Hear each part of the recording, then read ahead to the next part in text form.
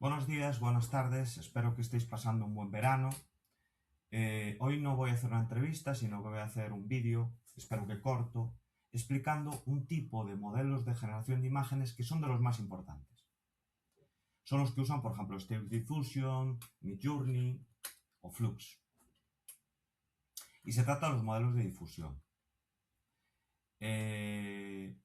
Mucha gente piensa que cuando tú metes un prompt en generador de imágenes, una IA generativa de imágenes, ese prompt se utiliza para buscar en Internet imágenes parecidas, presentártelas, o incluso que tiene una base de datos que combina trozos de imágenes y así genera la imagen final. Sin embargo, no es así.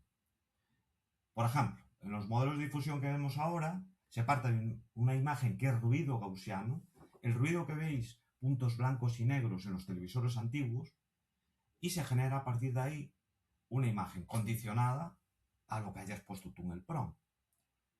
Podría ser, por ejemplo, quiero que me generes un faro en la cima de un acantilado al atardecer en estilo impresionista. Pues lo que se va haciendo es eliminando capas de ruido hasta generar ese faro, ¿no?, condicionado al prompt que has pasado. Parece algo complicado y eso es lo que vamos a intentar explicar. Vamos a intentar explicar por qué se llaman modelos de difusión, por qué se llama difusión a este proceso, por qué se utiliza redo gaussiano y no otra cosa, y cuáles son los tres más importantes métodos que utilizan los modelos de difusión, que son el DDPM, el Score Matching y el Flow Matching. Lo vamos a hacer, o lo voy a hacer, desde un punto de vista un poco más técnico, pero no matemático, y desde un punto de vista más analógico, con analogías, de tal manera que cada uno se pueda quedar con el que es más sencillo para él. El objetivo del vídeo no es ser preciso matemáticamente, sino que aquel que tenga curiosidad por saber cómo funcionan este tipo de modelos pueda quedarse con una idea de cómo funciona. Antes de los modelos de difusión, que dieron el golpe, ahí por el 2020, existieron otros modelos de generación de imágenes. Por ejemplo, las redes GAN. Las redes GAN trabajaban como dos redes neuronales que competían entre sí. Una red neuronal generaba imágenes y otra red neuronal trataba de discriminar si esas imágenes eran reales o no. De tal manera que así iban aprendiendo, una cada vez generaba mejor y la otra cada vez discriminaba mejor. O los Variational Autoencoders, que lo que hacen es comprimir imágenes y luego las regeneran con variaciones a partir del prompt que tú le metas. Pero, bueno, pues hay los BitTransformers, hay muchas más cosas. Pero básicamente los modelos de difusión son de los modelos más importantes en generación de imágenes. Pero ¿por qué se llaman modelos de difusión? ¿Por qué este proceso se llama difusión? Pues no tiene nada que ver con difundir imágenes, difundir información, ni nada de eso. O extraer información de la red. Tiene que ver con un proceso físico que se llama la difusión. El proceso de difusión es aquel que hace que un componente se disperse. Por ejemplo, como vemos en la imagen, si tú echas una gota de tinta en un vaso de agua, inicialmente está concentrada, pero poco a poco se va dispersando. Pues ese es el proceso de difusión. Del mismo modo, lo que hacemos durante el entrenamiento de estos modelos es añadir muchísimas etapas de ruido, añadir poco a poco ruido, de tal manera que una fotografía real va perdiendo contornos, va perdiendo definición hasta que en un momento dado se convierte en ruido. Por eso se llama modelos de difusión. Pero claro, esto no tiene gracia. Esto es muy sencillo, añadir ruido y convertir algo en ruido completamente. Lo que hacen estos modelos durante el entrenamiento es recuperarla de nuevo la imagen. Desde una imagen totalmente ruidosa, ir poco a poco recuperando una fotografía real. Y, claro, condicionada por el prompt que le pones. Entonces ya no partimos de una imagen real, partimos de ruido, le vamos eliminando y vamos generando la imagen. Es un poco, podemos decir, como aquel escultor que parte de un mármol y va eliminando capas hasta que genera una imagen. La imagen que tenía en su prompt, en su cabeza. Una vez conocido por qué se llaman modelos de difusión, ¿por qué partimos del ruido gaussiano? Podríamos partir de otras imágenes diferentes para generar imagen final o un lienzo en blanco, como hace un pintor. Pues básicamente se parte del ruido gaussiano por tres motivos. Si nosotros partimos de una imagen con información, aunque sea blanca, esa información primero hay que eliminarla durante el proceso y luego añadir la información Por ejemplo, de pasar de un perro a un castillo, tienes que eliminar la información del perro y luego generar la información del castillo. Es mucho más fácil computacionalmente partir de un ruido ya que no tiene información. En segundo lugar, es una distribución estadística muy conocida y bastante sencilla. Mostrarla es fácil.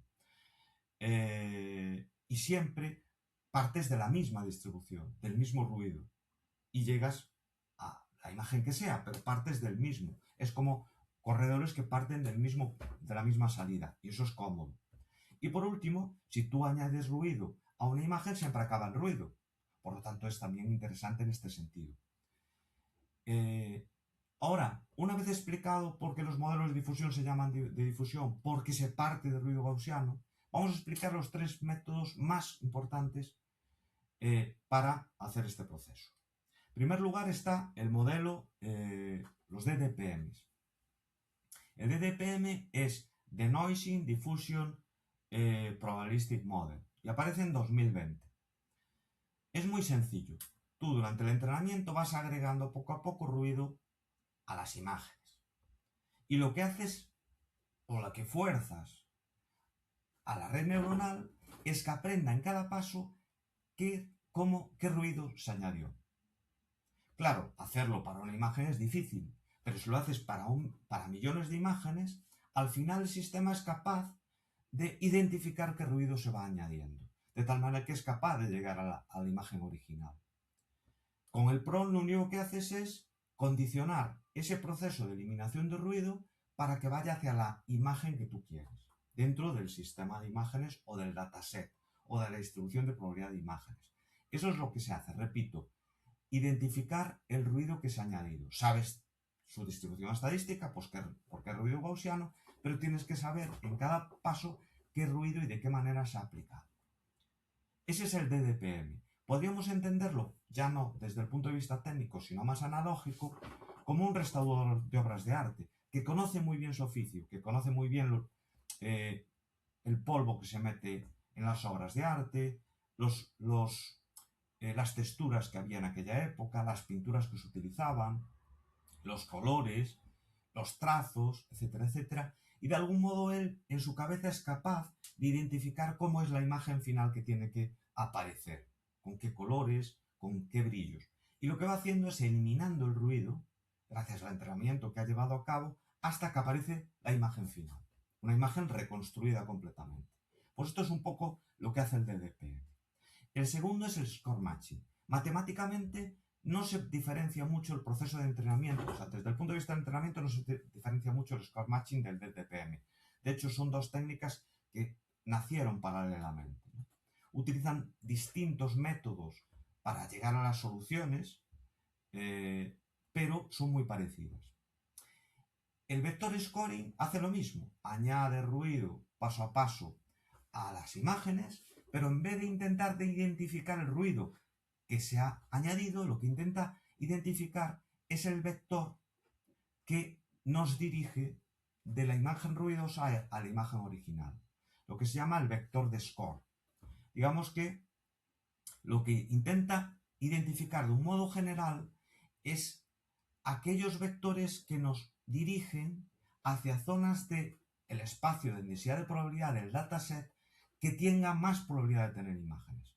Si tú tienes un dataset y una distribución de probabilidad del dataset, habrá zonas donde hay muy poca probabilidad de tener imágenes y zonas donde hay más. Entonces lo que se intenta identificar es el vector que te dirige a zonas de más densidad de probabilidad de que haya imágenes. Y eso se hace mediante derivadas, como se hace, por ejemplo, en el descenso del gradiente que expliqué en otro vídeo, para el tema del entrenamiento de redes neuronales, ¿no? En este caso, en vez de un descenso del gradiente, es un ascenso del gradiente. Desde el punto de vista analógico, podríamos decir que es como un escalador que se encuentra en una montaña, pero hay un montón de niebla, y él tiene que llegar a la cima. Para llegar a la cima, lo único que le queda, si no ve nada, es fiarse de sus pies y posicionarlos en la dirección que más tiende, es decir, en ese vector de ascenso. Entonces, si va subiendo por la pendiente y siempre escoge aquellas zonas que le permiten subir más a sus pies, pues lo más probable es que llegue a la cima.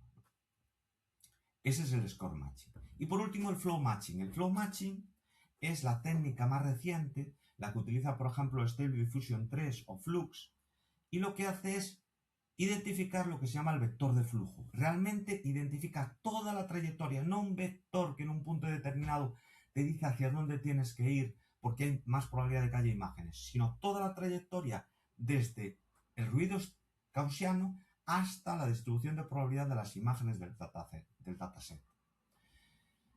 Como no se puede hacer de un modo genérico, porque tú no conoces la distribución completa de las imágenes, tienes muestras simplemente, lo que haces es muestrear una imagen de origen del ruido y coger una imagen del dataset y tratar de llevar una a otra. Toda la trayectoria. En cada punto determinar qué vector de dirección y de velocidad te llevaría a esa imagen.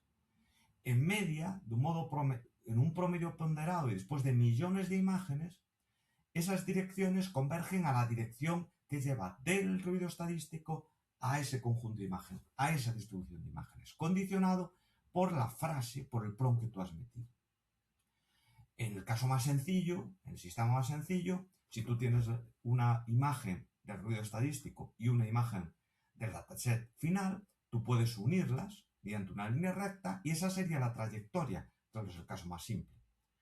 Pero esa trayectoria variará según la imagen y la muestra, por lo tanto, pero en media te llevará de una a la otra. Desde el punto de vista analógico, sería un poco como un GPS.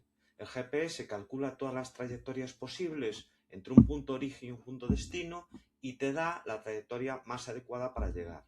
En cada punto tú lo único que miras es la dirección hacia la que tienes que ir y la velocidad, por si acaso te vas a superar una velocidad limitada, etcétera, etcétera. Pero te da toda la trayectoria, desde el origen hasta el destino. Ese GPS es el flow matching de los modelos de difusión. Ese es el flow matching de algún modo. Tampoco parece muy difícil. En definitiva, todas estas técnicas nos dicen que podemos llegar de ruido gaussiano a una imagen dentro de un dataset, condicionado, repito, por el prompt, que te condiciona todos esos vectores y todo ese entrenamiento, y que desde luego el modo de generar esas imágenes no es en ningún caso buscar ni en internet ni buscar parches en una base de datos. Hay que tener en cuenta que los modelos de difusión son los modelos quizá más importantes hoy en día de generación de imágenes. Por eso es importante entenderlos. Espero que os haya gustado y espero que me haya explicado. Si veis que hay alguna cosa que no entendéis, por favor, dejádmelo en comentarios. También os dejaré un curso de Stanford que tiene toda la matemática asociada a estos modelos. Un saludo y buen verano.